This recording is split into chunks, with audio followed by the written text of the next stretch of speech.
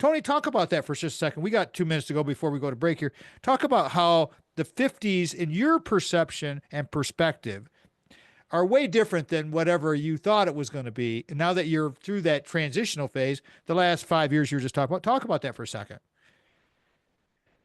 I often say, not to be cliche, but you learn most about yourselves through getting out of your comfort zone, expanding your expanding your limits. Because for me, is I never thought in my mid 50s I would be in a place where I would be actively looking for another role. And as you and I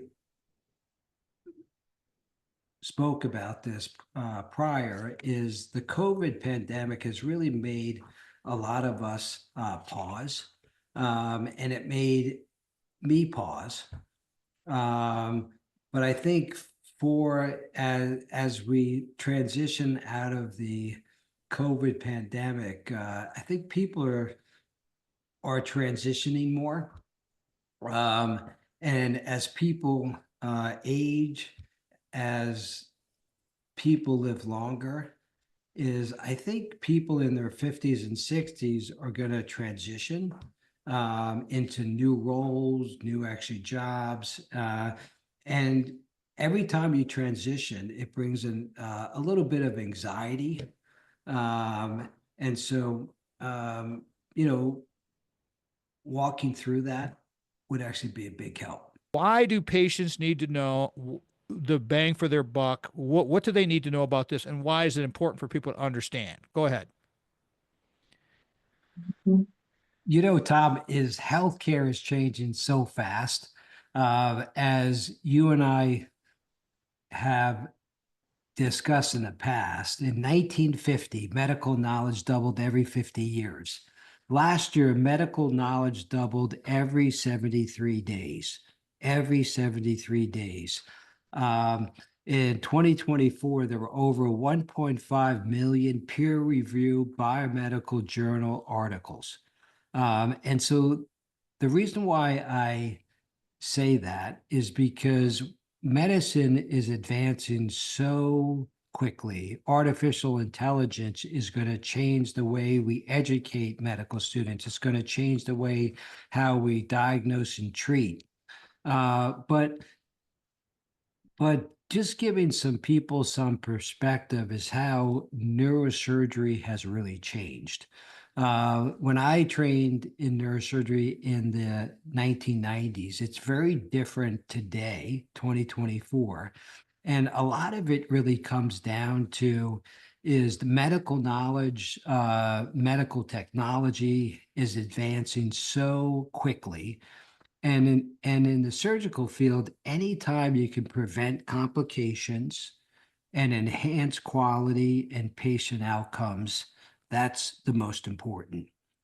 So anytime that from a surgical perspective or a medical perspective, you can make a treatment or a drug safer. But from a surgical side of things, anytime you can decrease the blood loss, decrease the operative time, decrease the amount of patients staying in the hospital, and making things safer, and so it'd be great to give your listeners some perspective how neurosciences or neurosurgery has really evolved. Because I often say that what cardiovascular disease was the last 30 years is what neurosciences will be. And I think artificial intelligence, augmented virtual reality, robotics is really going to change things. The way from a patient engagement standpoint, or how to teach a surgeon how to do a procedure in less time that's safer. Manage it well. the patient engagement should be what, Tony? And specifically wanted to talk about Sure. that. I know this is important. Go right ahead, please.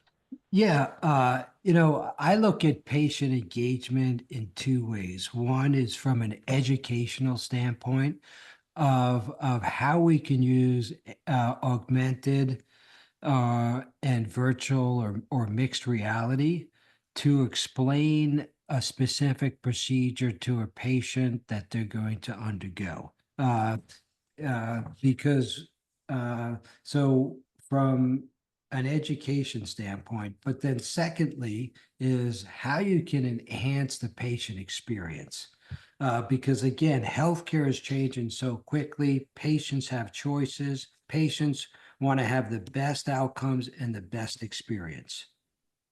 And so if we take the educational experience first, like for example, in my field, is if I have a patient that has a brain tumor in a specific region of the brain, I can show the family or the patient the films, but it's really in sort of a two-dimensional and not a 3D. And oftentimes you can explain it, but it's not that easy to understand. For example, if you had a brain tumor in an eloquent area of the brain, such as around areas of the brain that control your speech or moving your arm or leg, we're in AR and VR inputting the MR or CT or brain imaging study in a AR virtual reality. You can literally have the patient put the goggles on and you can sort of explain to the patient, okay, well, you can walk them through the operation before the operation occurs. Meaning that you can say, okay, well, it's here. We're going to make an incision in your skin. We're going to make a hole in your skull. But then from a risk standpoint, because oftentimes it's not that easy to uh, visualize things or explain things if you just have films. Like for example, you can put the goggles on and you can fly through. You can fly into the brain, and you can say, okay, well, if I go a little bit to the right of the lesion, that can affect your speech area. If I go a little bit to the left of the region, that can control your ability to move your arm and leg. And what we can do with these brain images is put in tracks, meaning with, if you can imagine different colors in the brain.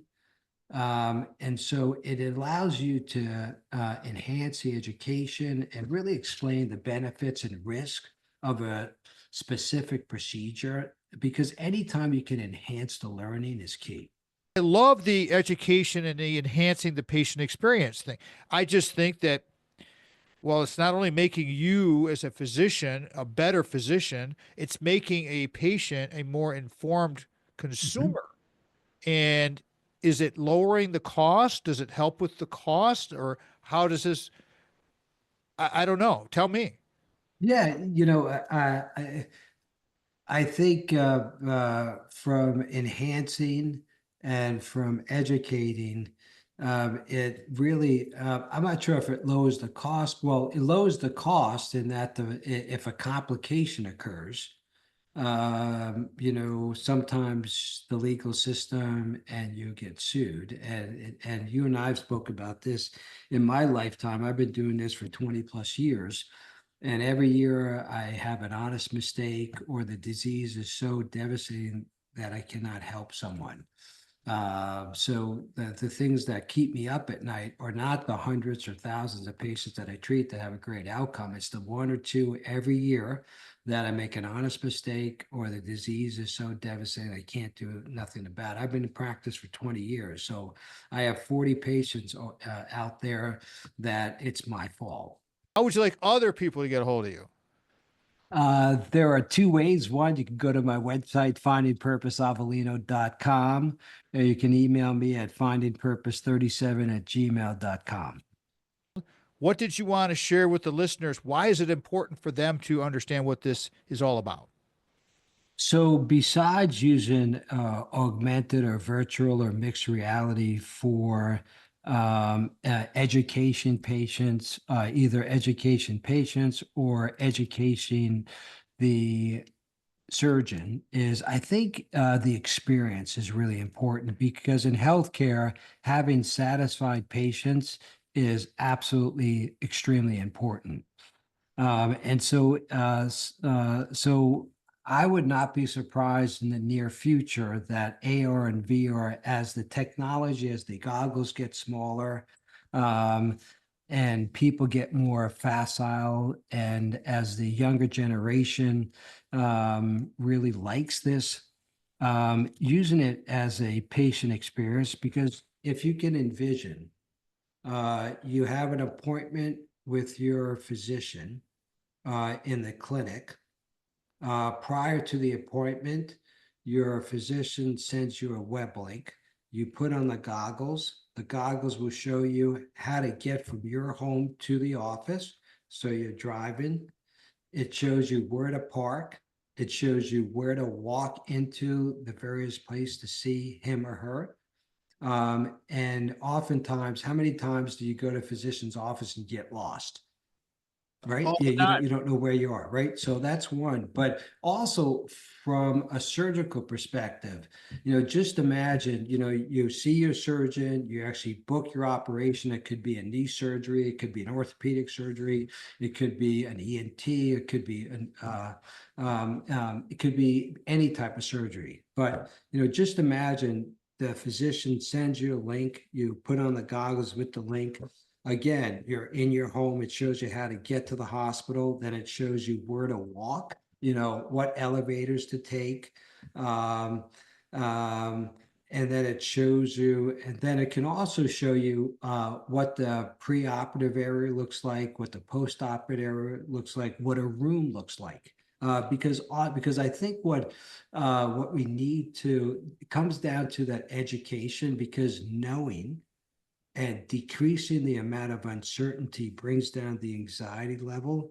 And as you and I discussed, anytime you can bring down the stress levels, anxiety, whatever it is, it could be music therapy, exercise, prayer, gardening, meditation, herbs, whatever you use, anything that decreases that anxiety is going to have, because people have shown, as you and I discussed, that the chronic inflammation, you have anxiety, you have all these steroids released, you have this chronic inflammation in your body, which doesn't promote healing, but it delays healing, because there's been studies shown that that an incision in your skin will take longer to heal if you have a lot of stress. So, Dr. Avellino, you don't go in for batting practice. And now you're facing Nolan Ryan, and you don't do batting practice for a week. Are your skills going to suffer? Is that a good analogy for the skills that are taken for robotic surgery? Is that a good way of looking at it? Yeah, so many people say in order to become an expert, you have to have those 10,000 hours, and if you're starting robotic surgery or using some new technology in the operating room, having the ability to practice before the operation is key.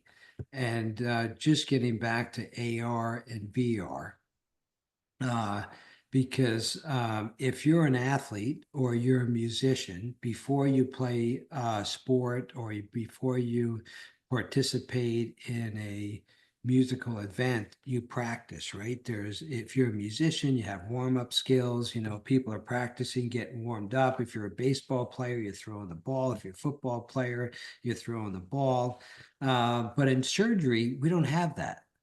But what AR and VR does, and I think the technology will advance, because right now you don't have any haptic feedback. And what I mean by haptic feedback is feeling and touching the pressure. Um, but I don't think we're too far in the future. That I always had the concept is, what is a surgical warm up? How to train your craft, right? You want to train your mind, body.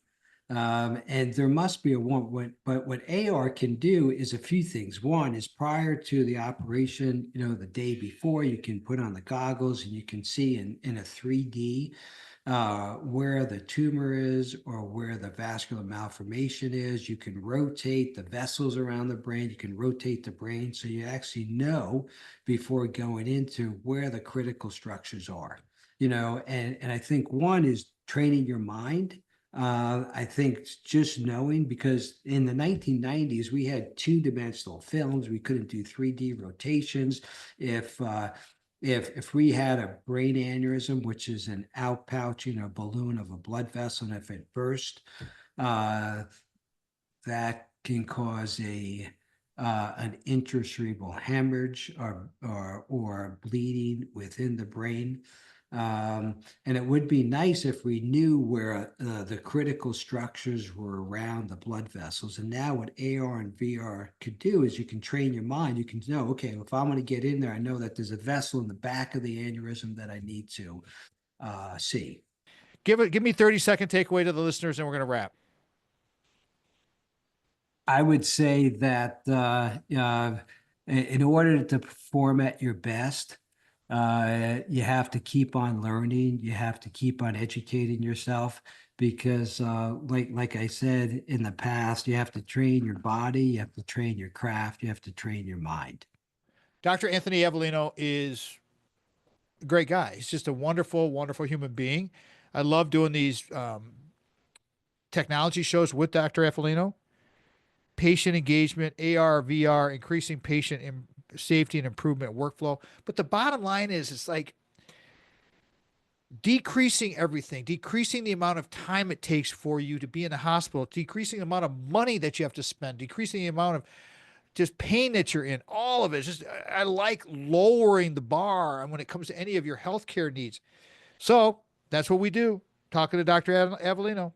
Leave me a note. Send me a comment on YouTube, everybody. We're getting more and more comments on there. I will answer. I answer every comment myself personally. I want you to know that. So thanks to Vanessa, we put things together. All right. Other than that, everybody, have a great week. Go out and ignite your life. I am Papa Tom. Peace out. Love y'all.